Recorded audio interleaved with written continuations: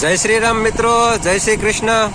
તો સવારના નીકળી ગયા હતા અમરોલી સાઈડ અને અંજની વેદાંતમાં ગયા હતા અને અત્યારે રિટર્ન આવી છે એવી.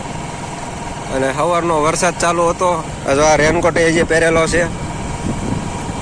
હજી અત્યારે વરસાદ બંધ થયો છે પછી આપણે વિડીયો બનાવવાનું ચાલુ કર્યું. અને ચારેય અલગ અલગ જગ્યાએ ગયા છે એવી. 4 એટલે 3, કેમ કે અમે 2 જણા છે એ ભેગા.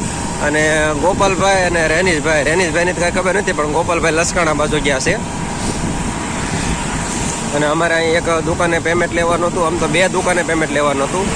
એક ભાઈએ કાંઈક દુકાન ફેરવી નાખી હતી, દુકાન ગોતવાની હતી. અને એક દુકાનેથી હવાલો લેવાનો હતો, કેમ કે એની દુકાન બીજી હાલે ને એનું પેમેન્ટ અહીંથી લેવાનું હતું. તો ઓલી દુકાનનું લોકેશન મગાવીને દુકાને આંટો માર્યો. દુકાન જોઈ લીધી કે ક્યાં ફેરવી છે, શું છે, એ આખી કમ્પ્લીટ પ્રોસેસ થઈ ગઈ છે. અને હવે અત્યારે જઈએ છીએ આ હવાલાવાળી દુકાને અંજનીમાં. જે બીજી દુકાન એની ને એની જ છે, પણ બીજી જગ્યાએ બીજા એરિયામાં હાલે છે. અને પેમેન્ટ ત્યાંથી આપણે લેવાનું છે. એટલે એ ભાઈએ કીધું હતું કે મારી ઓલી દુકાનેથી લઈ લેજો, ત્યાં શેઠ ત્યાં હશે એમ. એટલે એ ભાઈ અરે સવારે વાતચીત કરીને ગયા. એ ભાઈએ કીધું કે હજી હું આવ્યો નથી, હું આવું એટલે પૈસા લઈને આવું, તમને રિટર્નમાં નીકળો ત્યારે લેતા જજો. એ રીતે આપણે ત્યાંથી વાતચીત કરીને આ બીજી દુકાને વહી ગયા હતા. અને હવે રિટર્ન જઈએ છીએ એ દુકાનેથી પછી પેમેન્ટ લઈને પછી પાછું ઘરે જમવા જવું છે. અને ઘરે જમીને પછી ફેક્ટરી જવું છે.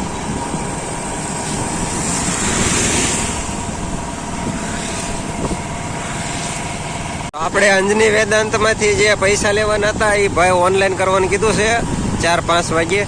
અને અંજની વેદાંતમાંથી પાછા નીકળી ગયા છે.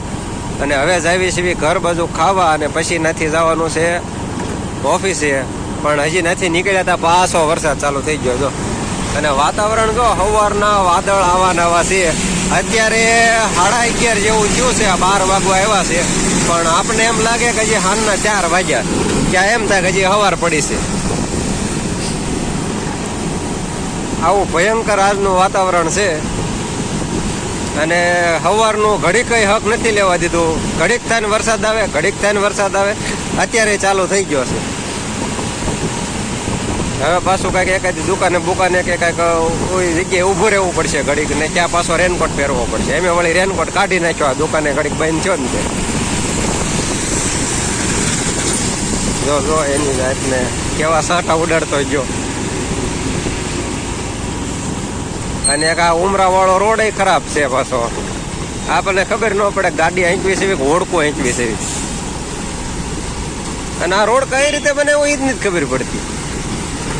હજી બનાવીને 10 દિવસ નો છે ને તો આવો રોડ થઈ ગયો.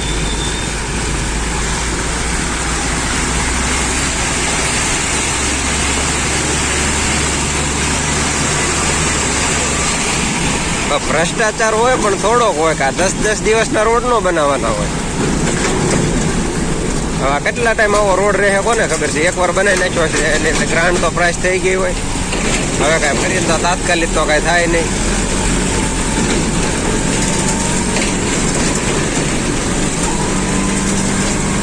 જો આખો રોડ જોવો છે ઓનલી ફોર 10 દિવસ સારો રહ્યો હોય તો.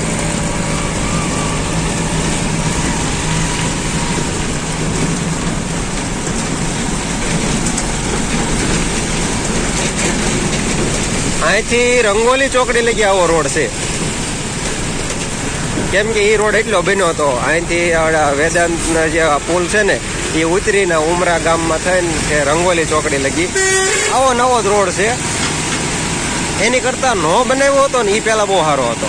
એમાં વાહન તો હાલતા હતા. આમાં આમ જોવો તો ખરા, આમ જો ખાડા જો આમાં રાતે અચાનક ગાડીવાળો કોઈક ગરી ગયો હોય તો કોઈક નવો આવ્યો હોય.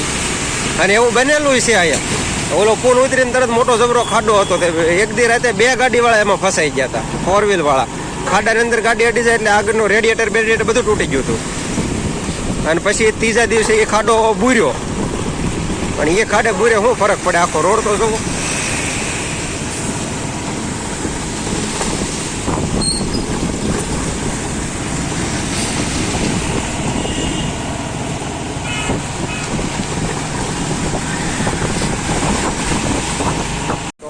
ઉમરાવાળા રોડે થોડા કમસા આગળ આવેલા ને ત્યાં પાછો વરસાદ ચાલુ થઈ ગયો છે. જો આ રીતે કંઈક વરસાદ આવે છે રોડ ઉપર. તો અમે અત્યારે બેઠા છે આવી જગ્યામાં, તો આ ઝાડવામાં અને ગાડી રાખીને. તો અત્યારે અમે આ જગ્યાએ બેઠા છે. વરસાદ બંધ થવાની વાટ જોઈ છે. વરસાદ બંધ થાય એટલે પાછું આમ આગળ નીકળી જવું છે. તો આ લાગતું નથી વરસાદ બંધ થાય એવું. સમજો આવે આ પાણીમાં જો પાણીમાં દેખાય છે. મોબાઈલ એ પલ્લી ગયો છે તો વિડીયો બંધ કરી દેવાય, ચાલુ ન રખાય, એક જ છે મોબાઈલ.